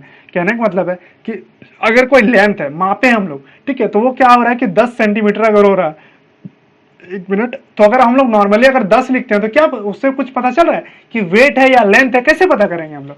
वही चीज है, तो वही बोला है कि 10 it is essential to include units. इसमें क्या होता है कि जरूरी होता है हमें यूनिट ऐड करना, ठीक है। एंड एवरी एक्सपेरिमेंट वैल्यू, मतलब प्रत्येक एक्सपेरिमेंटल वैल्यू में क्या करते हैं हम लोग, यूनिट को ऐड करते हैं ताकि पता चले कि हम लोग क्या बताना चाह रहे हैं, किस चीज का वेट लिए या किस चीज का लेंथ लिए, ठीक है, वो चीज पता चलता है हमें, ठीक है। चलो आगे चलते हैं हम लोग। अब यूनिट के बारे में जानते हैं। क्या है, the standard of reference chosen to measure any physical quantity, ठीक है, एक रेफरेंस है, चूज करते हैं कि कोई भी फिजिकल क्वांटिटी, कहने का मतलब लेंथ है तो उसके लिए मीटर का यूज करते हैं। अगर कोई वेट लेना है किसी से, उसको केजी से करते हैं, ग्राम से करते हैं, है ना। तो वो सब चीजों से क्या करते हैं, उससे क्या उसका यूनिट्स हो गया, केजी हो गया, ग्राम हो गया, उसके क्या हो गया, यूनिट्स हो गया। अब जान लेते हैं एसआई यूनिट के बारे में, ठीक है। तो क्या है, the international system of unit. SI unit का फुल फॉर्म क्या होता है, देखिए एस आई लिखा मतलब सिस्टम इंटरनेशनल बोला गया, लेकिन शॉर्ट में लिखते हैं हम लोग क्या, the international system of unit, मतलब एक ऐसा सिस्टम बनाया गया। कहने का मतलब है कि क्यों बनाया गया ऐसा यूनिट। ऐसा यूनिट क्या है कि मान के चलो आप इंडिया में हो, आप यहाँ स्टडी कर रहे हो, ठीक है, आपने मान के चलो कि आपने लेंथ को मीटर से मापा है। अब तुम कहीं फॉरेन कंट्री में गए, हो सकता है वहां पे क्या होगा, उस चीज को किसी और से माप रहा है, ठीक है, कोई और उसका सैंबल दिया हुआ है, तो आपको पता नहीं चलेगा ना, तो आप कंफ्यूज हो जाओगे वहां पे। इसीलिए पहले क्या किया, सारे साइंटिस्टों ने मिलकर एक यूनिट तैयार किया गया। कहने का मतलब ये ओवरऑल वर्ल्ड में क्या होगा कि मान नहीं होगा, ठीक है, कहीं भी जाओगे भैया लेंथ को मीटर से ही मापेंगे हम, ठीक है, या फिर कोई भी वेट है उसको लेंगे तो हम केजी में लेंगे या ग्राम में लेंगे, वो बताता कौन है, तो ये ऐसा यूनिट ये डिसाइड किया, मतलब बनाया गया एक तो सिस्टम, ठीक है। चलो आगे चलते हम लोग। अब 7 बेसिक ऐसा क्या है, 7 बेस्ड एसआई यूनिट क्या है, 7 बेस्ड एसआई यूनिट है जिसको दिया गया था, ठीक है, कौन, जो वर्ल्ड वाइज जो साइंटिस्ट थे वो मिलके बनाए थे उसको, ठीक है। जैसे क्या क्या लिखा है, physical quantity, symbol for quantity, name of unit और सिंबल, ठीक है। ये 7 चीजों को आपको हमेशा याद रखना होगा, तभी आपका यूनिट कंप्लीट होगा, ठीक है, तभी आप यूनिट कर सकते हो। देखो लेंथ को किससे मापते हैं हम लोग, स्मॉल एल से, ये एल है, ठीक है, स्मॉल एल है, ठीक है। लेंथ को क्या है हमारा, इसको एल से करते हैं हम लोग, ठीक है। और इसका क्या है, नेम ऑफ यूनिट क्या होता है, मीटर होता है, क्या होता है, मीटर होता है। और इसका सिंबल क्या होता है भाई, तो मीटर होता है, एम होता है ना, इसका सिंबल क्या होता है, मीटर का एम होता है। उसी तरह मास को हम लोग किससे रिप्रेजेंट करते हैं, एम से करते हैं, स्मॉल एम से। और इसका यूनिट क्या होता है, किलोग्राम होता है। और इसका सिंबल क्या होता है, केजी, है ना, ये होता है हमारा। चलो टाइम को किससे करते हैं, स्मॉल टी से, और ये इसका क्या होता है, यूनिट सेकेंड होता है, और स्मॉल से इसको डिनोट करते हैं। चलो इलेक्ट्रिक करंट हो गया, ये आई है, ठीक है, इलेक्ट्रिक करंट क्या है, आई है, ठीक है, वो एल था, ये आई है, ठीक है। क्या होता है, आई से डिनोट करते हैं इसको, और ये एम्पियर होता है, इसका यूनिट क्या होता है, एम्पियर, और इसको दर्शाते कैसे, ए से, ठीक है। टेम्परेचर हो गया, इसमें कैपिटल टी से करते हैं, इसका यूनिट होता है केल्विन, और इसको कैपिटल के से डिनोट करते हैं, ठीक है। अमाउंट ऑफ सबस्टांस, इसके बारे में पढ़ेंगे आगे हम लोग, बहुत इंटरेस्टिंग टॉपिक है, ठीक है। इसको एन से डिनोट करते हैं हम लोग, किससे करते हैं, एन से, ठीक है। इसका क्या होता है, यूनिट क्या होता है, मोल होता है, ठीक है। सिंबल क्या होता है, एमओएल होता है, ई छोड़ देते हैं इसमें, ठीक है। अब अगला है हमारा ल्यूमिनस इंटेंसिटी है, ठीक है, इसको आईवी से डिनोट करते हैं, किससे, आईवी से। और इसका यूनिट क्या होता है, कैंडेला होता है, ठीक है, क्या होता है, कैंडेला होता है। और इसको सीडी से डिनोट करते हैं, किससे करते हैं, सीडी से, इसका सिंबल क्या होता है, सीडी, ठीक है। तो अब इसको याद कर लो अच्छे से, आपको याद होना चाहिए ये चीज, ठीक है। चलो आगे चलते हैं अब हम लोग।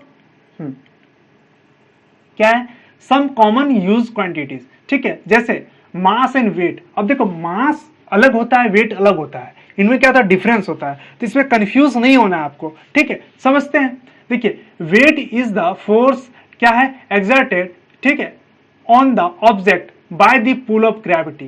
कहने का मतलब है कि ग्रेविटी के द्वारा जो फोर्स से खींचा जाता है तो उसको हम लोग क्या बोलते हैं, वेट बोलते हैं उसका, ठीक है। तो कोई भी चीज का अगर 1 kg वेट है, कहने का मतलब है कि 1 kg उसका वेट है, और सॉरी इसका मास है 1 kg, वेट तो ज्यादा होगा ना, क्या है इसका मास है, कितना है 1 kg है, ठीक है। अब इसमें क्या हो रहा है कि अगर हम लोग वेट इसका पूछ दे, इसका मास हो गया ये हमारा, वेट पूछ दे तो क्या होगा 1 इंटू इसको क्या करेंगे हम लोग 9.8 से इसको क्या करेंगे हम लोग मल्टीप्लाई कर देंगे, तो ये क्या निकलेगा इसका ग्रेविटेशनल पुल, कहने का मतलब खींच रहा है ना।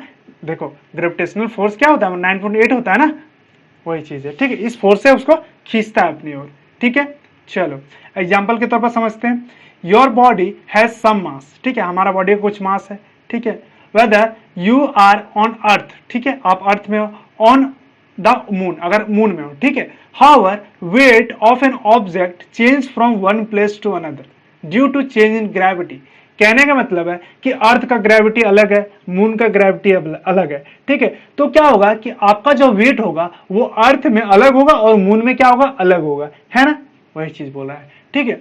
क्या होता है मास के बारे में जानते हैं, mass is constant and it can measured in weighing machine. हम लोग जितने भी तोलने वाले चीजों को यूज करते हैं, कहने का मतलब पहले जो तराजू यूज करते थे, अभी तो इलेक्ट्रिक वाला आ गया है, ठीक है। तो उसमें जो भी हम लोग तोलते हैं तो क्या होता है कि एक्यूरेट मास पता चलता है उससे में, ठीक है। तो वही लिखा है वेइंग मशीन या फिर एनालिटिकल बैलेंस से हम लोग क्या करते हैं उसको ये कर लेते हैं कि वेट है, कहने का मतलब कोई तराजू है, हमको 1 kg आलू चाहिए, तो क्या करते हैं 1 kg का उधर हम लोग ये क्या बोलते हैं उसको जो बटखरा होता है हमारा, उसको चढ़ाते हैं और एक तरफ से क्या करते हैं हम लोग 1 kg आलू चढ़ाते हैं, तो क्या होता है एक्चुअल वेट होता है वो 1 kg किसका, जो भी चीज का हम लोग लेते हैं उसका, ठीक है। तो क्या होता है मास क्या होता है हमेशा कांस्टेंट होता है, ठीक है। अब एक चीज समझो 1 kg बराबर क्या होता है 10⁻³ ग्राम, कहने का मतलब 1000 ग्राम होता है, ठीक है। और 1000 ग्राम इक्वल टू क्या होता है 10⁻6, मतलब 1000 गुने 1000, इतना क्या हो जाएगा मिलीग्राम होता है, ठीक है। वही लिखा है 10⁻6, ठीक है। और अगर इसको माइक्रोग्राम में लेते हैं हम लोग तो क्या लिखता है, फिर से इसको 1000 से मल्टीप्लाई करेंगे तो क्या हो जाएगा 10⁹ माइक्रोग्राम, ठीक है। वही लिखा हुआ है यहाँ पे, केजी किससे करते हैं किलोग्राम बोलते हैं इसको, ग्राम को जी को ग्राम बोलते हैं, एमजी क्या बोलते हैं मिलीग्राम बोलते हैं, और म्यूजी को क्या बोलते हैं माइक्रोग्राम बोलते हैं, ठीक है। तो इसको याद रखना आप। चल आगे चलते हैं हम लोग। अब जानते हैं वॉल्यूम के बारे में, ठीक है। तो क्या होता है volume is the amount of space occupied by an object, कहने का मतलब है कि जितना अमाउंट ऑफ स्पेस को ऑक्युपाई करता है, ठीक है, ऑब्जेक्ट के द्वारा, तो वो क्या होता है उसका वॉल्यूम होता है, कहने का मतलब है। अब इसका यूनिट क्या होता है मीटर क्यों होता है भाई, कैसे होता है समझते हैं। मान के चलो एक हमारे पास क्यूब है, क्या हमारे पास एक क्यूब है, ठीक है भाई, एक क्यूब है, चलो बना लेते हैं क्यूब को, ये हमारा क्या क्यूब है। तो बोल रहा है कि इसका जो जितना ऑक्युपाई करेगा, ठीक है, स्पेस को, कोई भी ऑब्जेक्ट मान ली क्यूब है हमारा ऑक्युपाई कर रहा है, तो इसका मान के चलो लेंथ था हमारा, इसको मीटर से मापते हैं, ए मीटर था, ठीक है। उसके बाद इसका क्या हो गया बेस हमारा ए मीटर हो गया, हाइट भी क्या हो गया हमारा ए मीटर हो जाएगा, है ना, ए मीटर हो गया, और इसका ब्रेथ भी क्या होगा हमारा ए मीटर होगा। तो क्या हो रहा है कि क्या जानते हैं हम लोग एल गुने बी गुने एच होता है, ठीक है। तो बराबर क्या हो जाएगा ए क्यूब और मीटर क्यूब, ठीक है। तो ये हमारा क्या हो गया यूनिट हो गया। तो इसमें क्या होता है वॉल्यूम का यूनिट क्या होता है मीटर क्यूब होता है, समझ गए। चलो आगे चलते हैं, यहां से इसको हटा देते हैं। अगला क्या हमारा डेंसिटी। हम लोग डेंसिटी के बारे में जानते हैं, ठीक है। क्या the ratio of mass and volume is called density. Density क्या होता है मास अपन वॉल्यूम होता है ना। तो इसका यूनिट क्या हो जाएगा भाई, मास को केजी में लेते हैं और उसका मीटर क्यूब में लेते हैं वॉल्यूम को, तो क्या हो जाएगा किलोग्राम पर मीटर क्यूब, ठीक है। क्या हो जाएगा पर मीटर क्यूब हो जाएगा। चलो आगे चलते हैं हम लोग। टेम्परेचर के बारे में जानते हैं। देखो टेम्परेचर को हम लोग 3 चीजों से एक्सप्रेस करते हैं, पहला केल्विन हो गया, दूसरा उसको के से डिनोट करते हैं, तो जानते हो आप ऐसा ही यूनिट है हमारा, ठीक है। उसके बाद डिग्री सेल्सियस, डिग्री सेल्सियस में मापते हैं हम लोग टेम्परेचर को। फिर क्या हमारा फ़ारेनहाइट में मापते हैं हम लोग, ठीक है। तो देख लेते हैं relationship between degree Celsius and Fahrenheit, ठीक है, इनके बीच में रिलेशन देखते हैं। और केल्विन को भी रख लो और केल्विन को ले लेते हैं, ठीक है। तो देखो पहला क्या है हमारा केल्विन, क्या है केल्विन इक्वल टू क्या होता है डिग्री सेल्सियस प्लस 273 केल्विन। कहने का मतलब है कि अगर केल्विन में आपको निकालना है, मान के दिया आपके पास 10 डिग्री सेल्सियस, बोल रहा है केल्विन में कितना होगा, तो कुछ नहीं करना है भाई, 10 प्लस 273 कर देते हैं, तो क्या निकलेगा 283 केल्विन। तो ये 10 डिग्री सेल्सियस किस में कन्वर्ट कर दिए हम लोग, 200, ये आपको केल्विन में कन्वर्ट कर दिए। ठीक है, कुछ नहीं करना है, 0 याद रखना हमेशा, 0 डिग्री सेल्सियस का वैल्यू कितना होता है, 273.15 केल्विन होता है। बट हम लोग क्या करते हैं, शॉर्ट के लिए क्या लेते हैं हम लोग, 273 केल्विन ही लेते हैं। ठीक है, यही लेते हैं हम लोग। चलो ये हो गया हमारा। अगला देखते हैं हम लोग। हाँ देखिए, दूसरा क्या हमारा फ़ारेनहाइट का, ये फॉर्मूला याद रखिएगा ये सब चीजें। ठीक है, ये तो आसान था, कोई दिक्कत नहीं था, बट इसको आपको याद रखना होगा। देखो डिग्री फ़ारेनहाइट में दिया हुआ है, अगर आपको फ़ारेनहाइट में निकालना है और डिग्री सेल्सियस दिया हो तो क्या करेंगे, ये फॉर्मूला यूज करेंगे। ठीक है, अगर मान के चलो 25 डिग्री सेल्सियस दिया है, आपको बोल रहा है कि इसको किस में कन्वर्ट करो, फ़ारेनहाइट में कन्वर्ट करो, तब ये फॉर्मूला का यूज करके आप कन्वर्ट कर सकते हो, कोई दिक्कत नहीं होगा आपको, है ना। चलो आगे हमारा, हाँ अब क्या हमारा डिग्री सेल्सियस, अगर फ़ारेनहाइट दिया है और डिग्री सेल्सियस में करना है तो ये भी कर सकते हो, वही चीज, यही चीज को है, बस इसको पलट के लिख दिए इसको। ठीक है, चलो तो ये 3 फॉर्मूले हैं, इसको आप याद कर लो, 2 याद कर लो, ये याद हो गया तो ये तो हो ही जाएगा, इसी से निकल जाएगा ये। ठीक है, आगे चलते हैं हम लोग। चलिए अगला क्या हमारा वेलोसिटी है। ठीक है, अब वेलोसिटी क्या होता है भाई, तो distance upon time, actually displacement होता है। ठीक है, तो वही चीज है, डिस्टेंस लिखो या डिस्प्लेसमेंट लिखो, बात बराबर है। ठीक है, क्या होता है डिस्टेंस अपॉन टाइम। ठीक है, तो इसके यूनिट क्या हो जाएगा भाई, देखो मीटर पर सेकंड, क्या होता है मीटर पर सेकंड, क्यों आया मीटर पर सेकंड, डिस्टेंस को किससे मापते हैं, मीटर में, और सेकंड को किसमें मापते हैं हम लोग, ये सेकंड को एस से मापते हैं, स्मॉल एस से, तो क्या हो गया मीटर पर सेकंड, वही हो गया।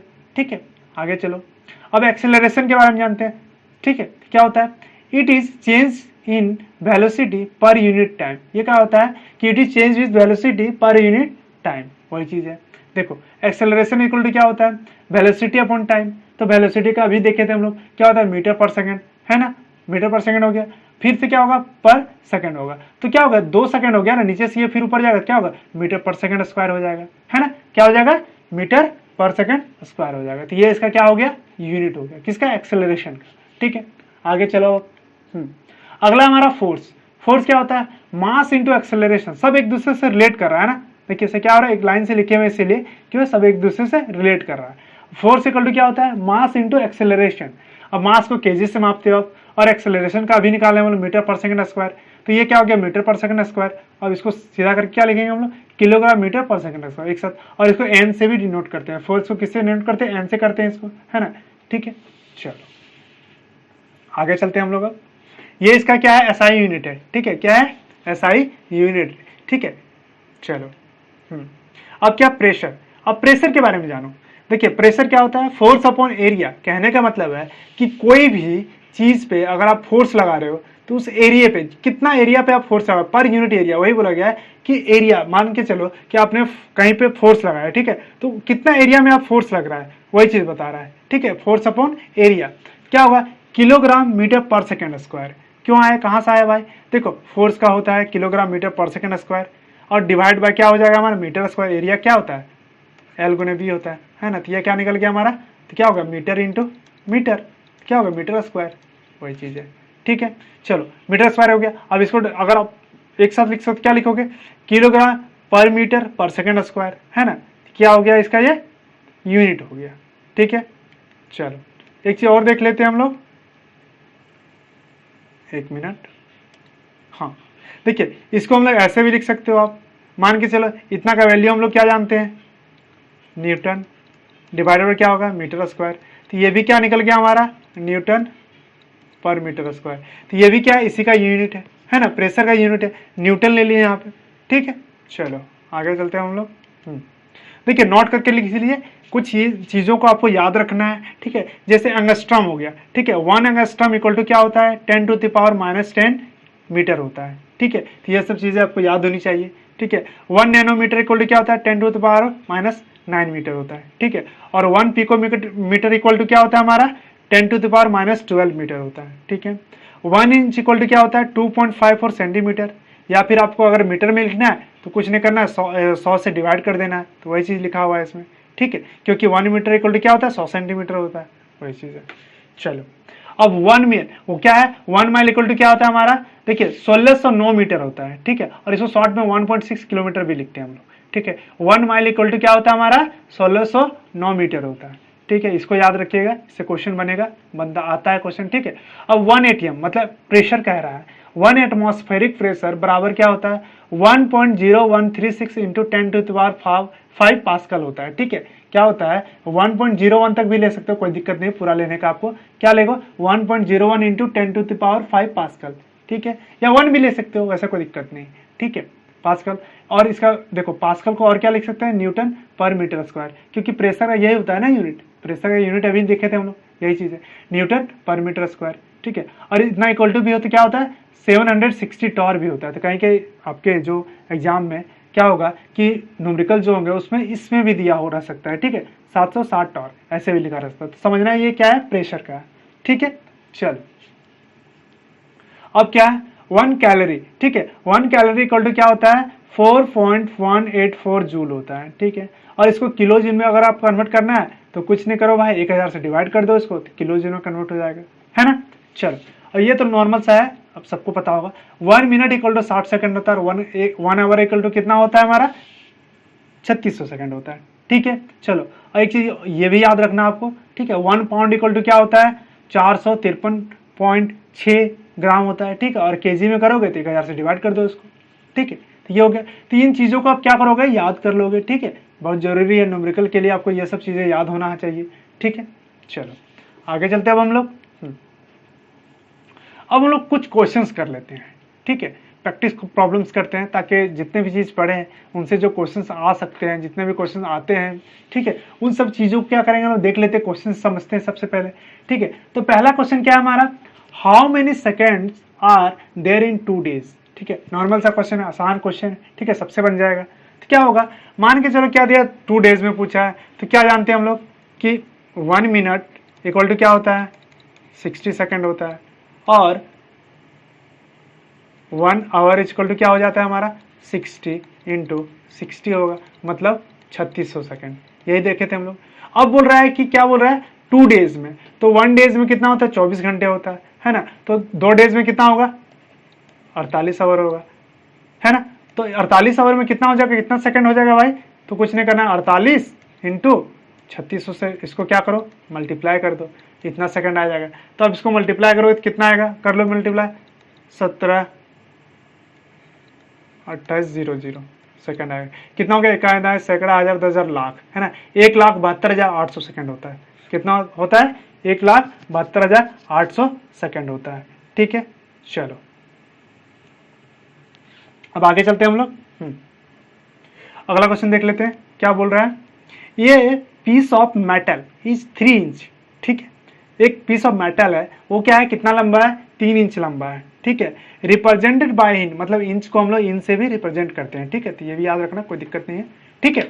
इसको किससे करते हैं, तो वो पूछ रहा है कि 3 इंच लंबा एक मेटल का रॉड है, ठीक है, पीस है, ठीक है, तो what is its length in centimetre, तो आप इसको सेंटीमीटर में आपको बताना है कि कितना हो जाएगा, ठीक है, आसान क्वेश्चन है। क्या है भैया, हम लोग क्या जानते हैं कि 1 इंच इक्वल टू क्या होता है हमारा 2.54 क्या होता है सेंटीमीटर होता है, ये आप जानते हो, ठीक है। चलो अब 1 इंच बराबर इतना हो गया, तो 3 इंच बराबर क्या हो जाएगा 3 इंटू 2.54, इसको मल्टीप्लाई कर दो तो आ जाएगा आपका कितना आएगा 7.62 सेंटीमीटर। तो ये क्या निकल गया, इसका सेंटीमीटर में निकल गया, आसान क्वेश्चन था।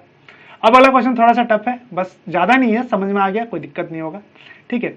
ये जग कंटेन्स 2 लीटर ऑफ मिल्क, एक जग है जिसमें 2 लीटर मिल्क रखा हुआ है, ठीक है।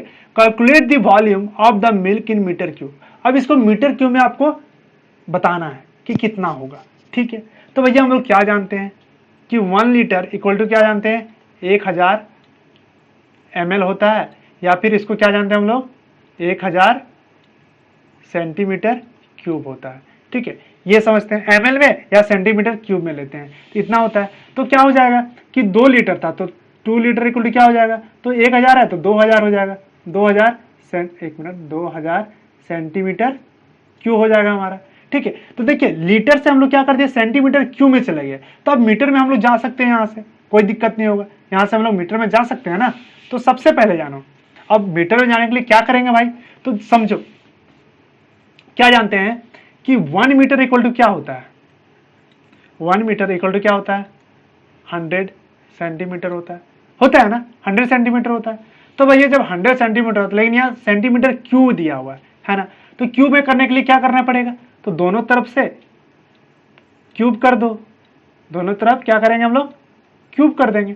तो क्या निकलेगा हमारा, देखो 1 मीटर क्यूब हो जाएगा, इधर उतना ही होगा ना 1 मीटर क्यूब, और इधर क्या हो जाएगा, देखिए 10 टू द पावर 2 था, कहने का मतलब 2 जीरो है तो 10 टू पावर 2 हो गया, है ना। अब 3 से क्या हो रहा है, 100 इंटू 100 इंटू 100 करोगे तो कितना होगा, 10 टू द पावर 6 हो जाएगा, तो क्या हो जाएगा, सेंटीमीटर क्यूब।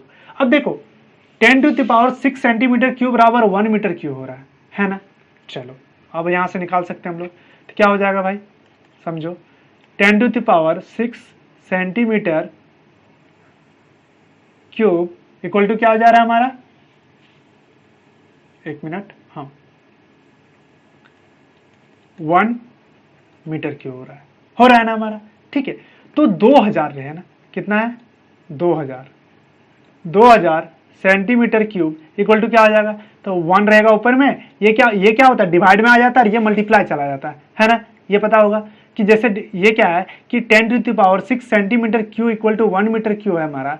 तो अगर 2000 सेंटीमीटर क्यूब है तो क्या करेंगे भाई, 1 डिवाइडेड बाय दिस, ठीक है, 10 टू द पावर 6 इंटू इसको मल्टीप्लाई कर दो यहाँ से, ठीक है। इतना किस में निकल जाएगा, हमारा मीटर क्यूब में निकल जाएगा। अब इसको आसानी से आप कर सकते हो, देखिए यहाँ पे 3 जीरो है तो इसको लिख सकते हैं 2 into 10 to the power 3 divided by 10 to the power 6 हो गया। अब देखिए यहाँ 3 है, यहाँ 6 है, तो ये कटेगा तो यहाँ पे कटेगा और ये कितना आ जाएगा हमारा, 10 टू द पावर 3 बचेगा ना। तो क्या आ गया हमारा answer, 2 into 10 to the power -3, इसको ऊपर ले आए हम लोग तो माइनस में चला गया, है ना, 3 मीटर क्यूब। तो ये क्या हो गया, इसका आंसर हो गया, ठीक है। समझ में आया, कोई दिक्कत नहीं है। चलो आगे चलते हैं हम लोग। अब अगला क्वेश्चन देखते हैं, क्या बोल रहा है भाई, how many milligrams of bromine are present in a bottle containing 1/10 kg। ठीक है, एक बॉटल है तो उसमें क्या है कि 1/10 kg क्या है, क्या डाला, ब्रोमीन डाला हुआ है, ठीक है। तो पूछ रहा है कि उसको आपको मिलीग्राम में करना है, तो कैसे करोगे, ठीक है। तो समझो क्या होता है भाई, 1 kg इक्वल टू क्या होता है, 10 टू द पावर 6 मिलीग्राम होता है, अभी बताए थे, है ना, इतना मिलीग्राम होता है। तो जब 1 kg बराबर इतना मिलीग्राम हुआ तो 1/10 kg बराबर कितना मिलीग्राम होगा, तो ये ऊपर में लिखा रहेगा 10 to the power 6 divide by ये 1 kg था तो 1 नीचे आ गया और ये मल्टीप्लाई हो जाएगा, इधर वाला क्या होता है, मल्टीप्लाई हो जाता है, तो 1/10 हो गया। तब ये 10 और एक हटेगा, यहाँ से एक जीरो कटेगा तो यहाँ 5 बचेगा, ये क्या कितना बचेगा, 5 ही बचेगा ना, एक जीरो कट गया 10, तो क्या हो जाएगा हमारा 10 टू द पावर 5 मिलीग्राम, ठीक है। तो ये क्या निकल गया हमारा, इसका वेट निकल गया, किसका, ब्रोमीन का, मिलीग्राम में, ठीक है। चलो आगे चलते हैं, अगला क्वेश्चन देखते हैं। क्या है भाई, light waves travel with the speed of 3 into 10 to the power 8 metre per second, है ना। लाइट का वेट मतलब स्पीड तो हम लोग सब जानते हैं क्या होता है, 3 into 10 to the power 8 metre per second होता है ना। क्या बोला, express the speed in miles per hour. देखो क्या क्वेश्चन बोला है कि आपको किस में कन्वर्ट करना है इसको, ये क्वेश्चन को आप अच्छे से समझो, ठीक है, सारी कंफ्यूजन दूर हो जाएगा आपका। देखो क्या है, लाइट का स्पीड दिया, इसको किस में कन्वर्ट करना है, मील्स पर आवर में कन्वर्ट करना है। तो सिंपल याद रखना, ठीक है, पहले क्या है 3 into 10 to the power 8 metre per second, का मतलब सेकंड नीचे है ना। इसको किस में कन्वर्ट करना है भाई, तो मील या माइल बोलते हैं इसको, माइल्स पर आवर में चेंज करना है आपको, इसमें चेंज करना है ना। अब क्या जानते हैं हम लोग कि देखो मीटर में है, उसको किस में करना है, माइल्स में करना है। हम लोग क्या जानते हैं कि, एक मिनट, हाँ, 1 माइल इक्वल टू क्या होता है, 1600 मीटर होता है ना, कितना होता है, 1600 मीटर होता है, या 1.6 किलोमीटर बोल सकते हो आप। तो हम लोग मीटर में लिए हैं तो क्या हो गया, 1600 मीटर हो गया, क्योंकि मीटर में दिया हुआ है ना। अब देखो इतना हो गया, अब याद रखना कुछ नहीं करना आपको, ये दिया है, अब इसका यूनिट फैक्टर निकालते हैं हम लोग, फैक्टर के हिसाब से चलते हैं। देखो फैक्टर यूनिट, ठीक है। तो फैक्टर यूनिट क्या निकलेगा, देखो माइल है ना, माइल पर आवर लिखा हुआ है, तो माइल ऊपर लिखा हुआ है, तो इसको क्या करना, माइल को ऊपर रखना है, याद रखने के लिए, ठीक है। इसको ऊपर रखो, डिवाइडेड बाय क्या कर दो, 1600 मीटर कर दो, ठीक है, पहला निकल गया हमारा किसका, माइल का। अब आवर का मतलब समय का देखते हैं हम लोग, ठीक है, टाइम का। ठीक है, देखिए हम लोग क्या जानते हैं भाई कि 1 घंटा में 1 आवर इक्वल टू कितना सेकंड होता है, 3600 सेकंड होता है। 36 सेकंड होता है ना, तो इसका फैक्टर यूनिट क्या हो जाएगा, फैक्टर यूनिट क्या हो जाएगा भाई। तो देखो अब इसमें क्या करते हैं कि आवर हमारा नीचे है, इस बार आवर को नीचे रखो, ठीक है, सिंपल याद रखने का तरीका है, ज्यादा टेंशन नहीं होगा। ठीक है, आवर क्या है हमारा नीचे है, इसको नीचे रखते हैं, 3600 सेकंड, यूनिट लिखते चलना, ठीक है, कोई कंफ्यूजन नहीं होना चाहिए। क्या होगा फिर, आवर को नीचे लिखना है, तो मतलब 1 आवर हो गया। चलो ठीक है, अब ये दोनों लिख लिए। अब क्या करते हैं हम लोग कि अब इसमें हम लोग कन्वर्ट करना है ना, तो कुछ नहीं करना, अब यहाँ लिख देते हैं, ठीक है, कोई दिक्कत नहीं होगा, यहाँ लिख देते हैं। क्या है, 3 into 10⁸ metre divided by second into, इसको इंटू कर दो 1 माइल डिवाइडेड बाय क्या हो जाएगा 1600 मीटर, फिर से इंटू करो, ये वाला करो, क्या है 3600 सेकेंड डिवाइडेड बाय 1 आवर हो गया हमारा। अब देखो सेकेंड सेकेंड कट गया, ठीक है, मीटर मीटर कट गया, है ना। अब माइल्स पर आवर आ गया हमारा, यहां से आ जाएगा।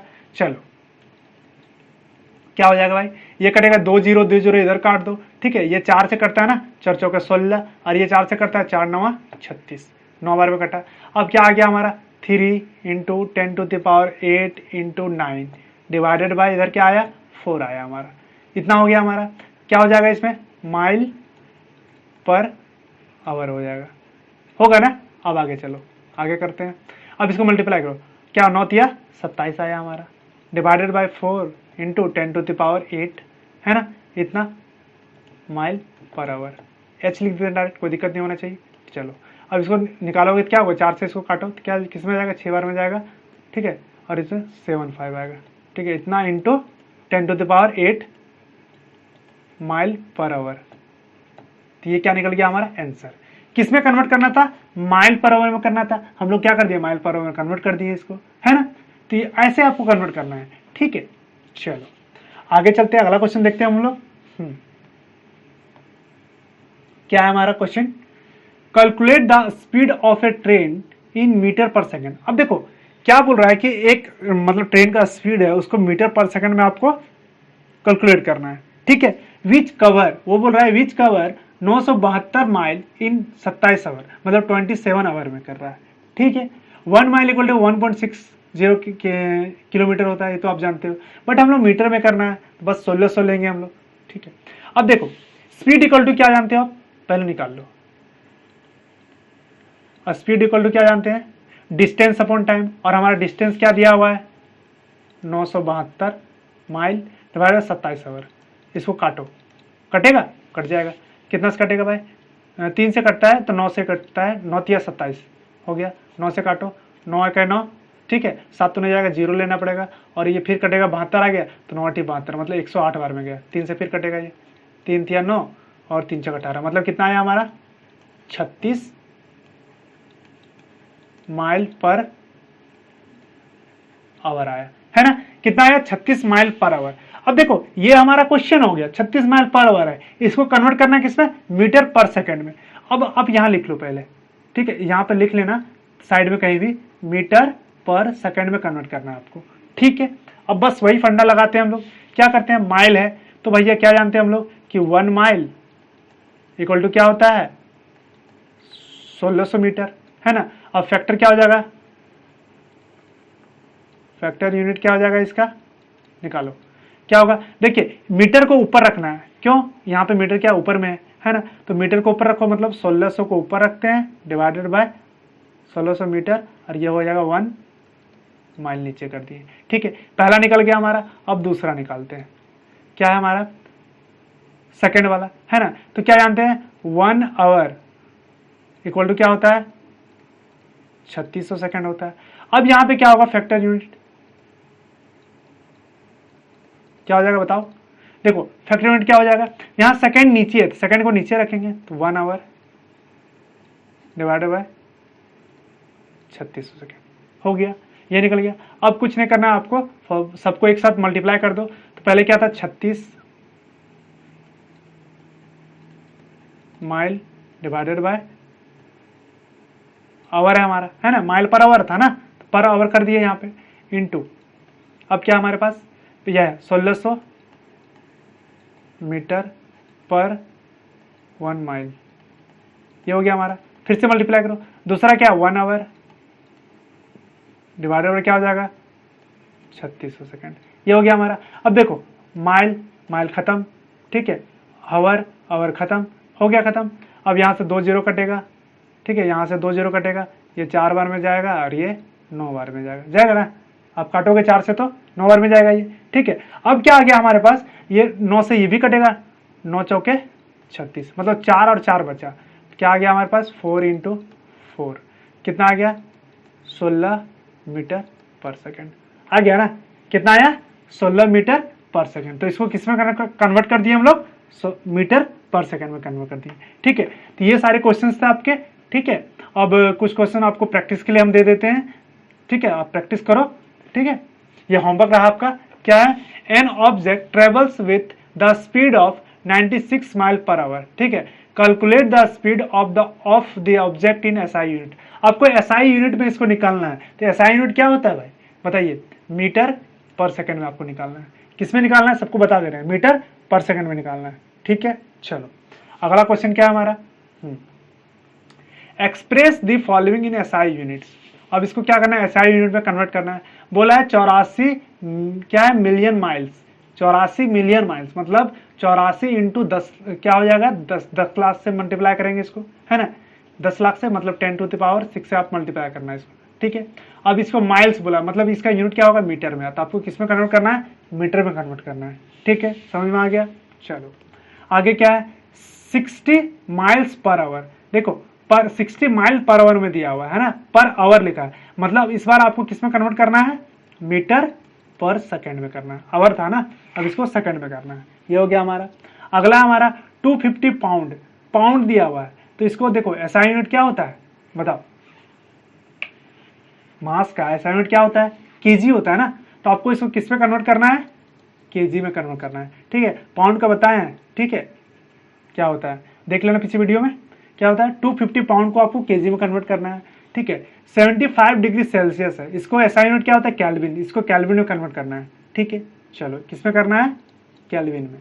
अगला क्या है 5 फीट 6 इंच, देखो लिखा हुआ क्या 5 फीट 6 इंच, तो इसको किस में कन्वर्ट करना है भाई, तो इसको मीटर में कन्वर्ट करना है ना, लेंथ है ना, तो इसको मीटर में करेंगे। देखो 5 फीट है, कंफ्यूज मत होना, क्या 5 फीट, तो 5 इंटू देखो क्या होता है इंच में करेंगे तो 12 हो जाएगा, प्लस 6, टोटल कितना हो गया 66 इंच हो गया।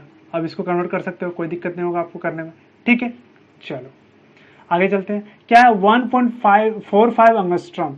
अब इसको किस में करना होगा, मीटर में कन्वर्ट करना है, किस में करना है इसको, मीटर में कन्वर्ट करना है, ठीक है। तो इन सभी क्वेश्चंस को आप प्रैक्टिस कर लो, ठीक है, क्वेश्चन बना के देखो बनता है कि नहीं बनता है, और नहीं बनता है तो आप हमें कमेंट कर सकते हो, या फिर आप हमारे टेलीग्राम चैनल को ज्वाइन करके आप वहाँ पे क्वेश्चन को अपलोड कर देना, ठीक है, या कोई डाउट होगा तो वहाँ आप हमें पूछ सकते हो, ठीक है। तो आज हम लोग यहीं तक देखते हैं क्योंकि वीडियो लंबी हो रही है, ठीक है। अब नेक्स्ट वीडियो में हम लोग क्या करेंगे, सिग्निफिकेंट फिगर्स के बारे में डिस्कस करेंगे, और क्या करेंगे हम लोग, और आगे जो भी इसके जो टॉपिक्स हैं वो सभी चीज़ों को देखेंगे हम लोग, ठीक है। तो आज वीडियो यहीं समाप्त करते हैं। और एक बात कहना चाहता हूँ कि जो बच्चे हमारे चैनल पर नए हैं तो भाई चैनल को सब्सक्राइब कर लो और वीडियो को लाइक कर लो, ताकि फ्यूचर में जो भी वीडियो आएंगे वो आपके लिए हेल्पफुल होगा, ठीक है। चलो मिलते हैं फिर नेक्स्ट क्लास में, बाय।